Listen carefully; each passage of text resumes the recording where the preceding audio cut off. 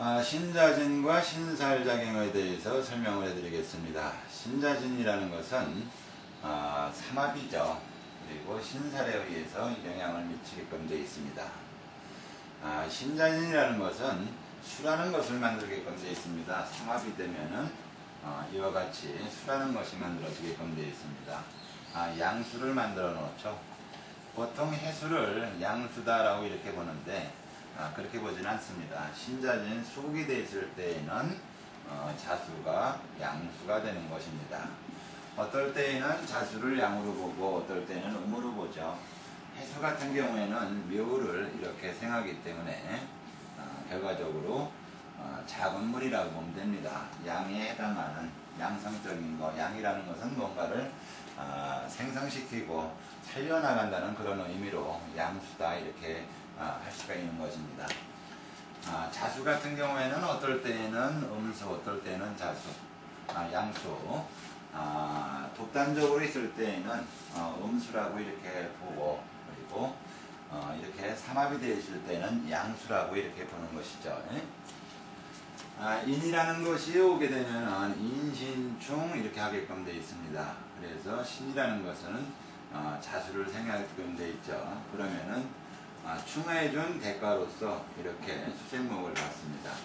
즉 인이라는 것은 신을 충하는 이유가 자수의 생을 받기 위해서 인신충을 해주는 겁니다. 즉 인을서부터 신자가 움직이기 시작을 해서 물을 만든다라는 것을 암시를 해주기도 하죠. 여기에서 신이라는 것은 영마, 그리고 활동, 그리고 자수라는 것은 도화, 그리고 제주. 영마 활동이 움직이고 그리고 제주를 부리게 부려서 물을 만들어 놓죠. 인이라는 것이 먼저 와서 신을 충하게 되면은 잘하는 것은 물을 만들게끔 되어 있습니다. 그러나 인이 먼저 오질 않고 사가 먼저 오게 되면은 사신 합평파, 영마라는 것, 활동이라는 것을 정지시키는 그런 반대작용을 하게끔 되어 있습니다. 인이 먼저 와가지고 신이라는 것을 충해 놓으면은 신이라는 것을 발동을 해서 자수를 생각해 주겠죠. 뒤에 사가 오게끔 되면은 인이 먼저 상생을 하게끔 만들어 놓은 것을 사가 인사신 사명으로 깨뜨리는 그런 작용이 되는 겁니다. 그리고 사가 먼저 오고 그 다음에 인이 다음에 왔다면 사가의 인이 깨뜨려 놓은 것을 인이 다시 신자 생합을 하게끔 힘을 쏟아주는 그런 작용이죠. 그래서 어느 것이 먼저 왔느냐에 따라서 그러한 결과론, 과정론 같은 경우는 바뀌어나가게끔 되어 있습니다. 여기에서 인이 신을 생해서 자를 만들어 놓으면 자는 이와 같이 사를 제극을 하게끔 되어 있습니다. 상극을 해서 제극을 하게 되면은 사라는 것은 움직이지 못하게끔 되어 있죠. 감히 신이라는 것을 제극을 할 수, 합평파라는 것을 할 수가 없습니다. 신자라는 것은 사화를 깨뜨리는 그런 역할을 합니다. 자수라는 것은 항상 필요할 때에 해수가 오게끔 되어 있습니다. 필요할 때는 해수가 와서 사화를 깨뜨려 버리죠. 그리고 임무가 끝나게 되면은 해수라는 것은 가버리는 그런 수단이 있습니다. 이와 같이 인이 만들어 놓은 신이 자를 생하고 자가 또 사를 이렇게 제거를 해서 못쓰게 만들기 때문에 인 입장에서는 불련 입장이 되죠.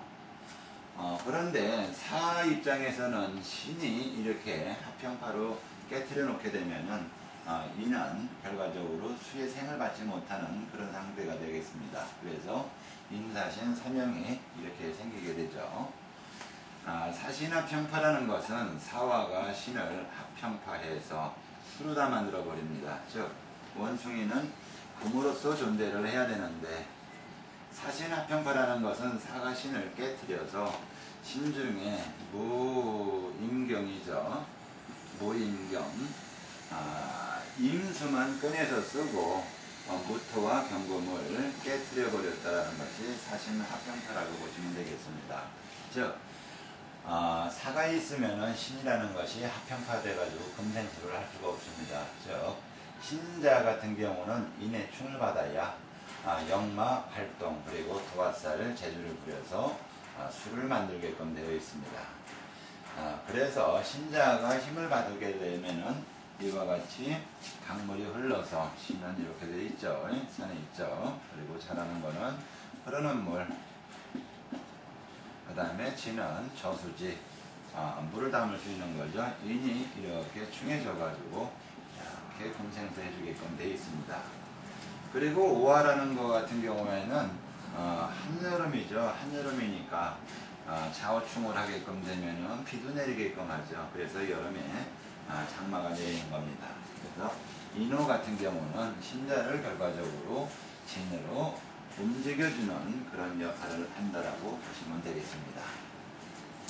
이와 같이 글자가 어느 글자가 먼저 오느냐를 파악을 해서 판단을 해야 되고, 그리고 신이라는 것은 역마 활동, 자라는 것은 도화 제조, 진이라는 것은 창고 그릇이다 라는 것을 이해를 충분히 하셔야 되겠습니다. 그리고 인이 신을 충하는 것은 자수의 생을 받고자 하는 것이고, 그리고 사가 신을 형하는 것은 신이 만든 자가 사화를 제극해서 못쓰게 만들기 때문에 견제를 하려고 하는 그런 기운이 있다는 것을 꼭 알아두시기 바랍니다. 여기에서 어떤 신살이 오느냐에 따라서 결과물이 결과적으로 틀리게끔 돼 있죠. 그리고 축이라는 것이 먼저 오게끔 되면 사와 합을 수가 있는 것은 축이죠.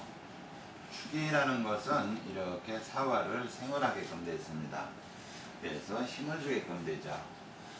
축이라는 것은 겨울을 관장을 하게끔 되어 있습니다. 12월 달 같은 경우나 축년 같은 경우에는 축이 매우 왕성한 그런 기운을 발휘를 하게끔 되어 있습니다. 그리고 작해월일에 축이라는 것이 있게 되면은 상당한 파워를 발휘하게끔 되어 있죠. 최고로 힘 발휘하는 것은 작해월일, 그러니까 점신월일입니다. 그리고 연, 그리고 대운에서 가장 막강한 힘을 발휘하죠.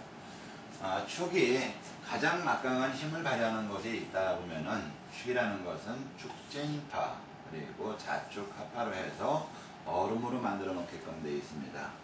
즉 신자진과 사유축이라는 것은 각자 업무가 틀리게끔 되어 있습니다. 사유축이라는 것은 신자진이라는 글자를 못 쓰게끔 하는 그런 글자가 되죠. 그리고 인호술이라는 것은 인신충을 해서 서로 살려주는 그런 기운을 하게끔 되어 있습니다.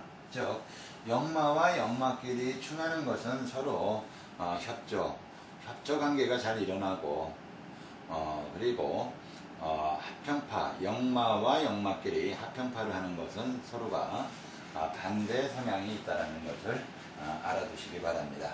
지금까지 신자진과 신살에 대해서 설명을 해드렸습니다.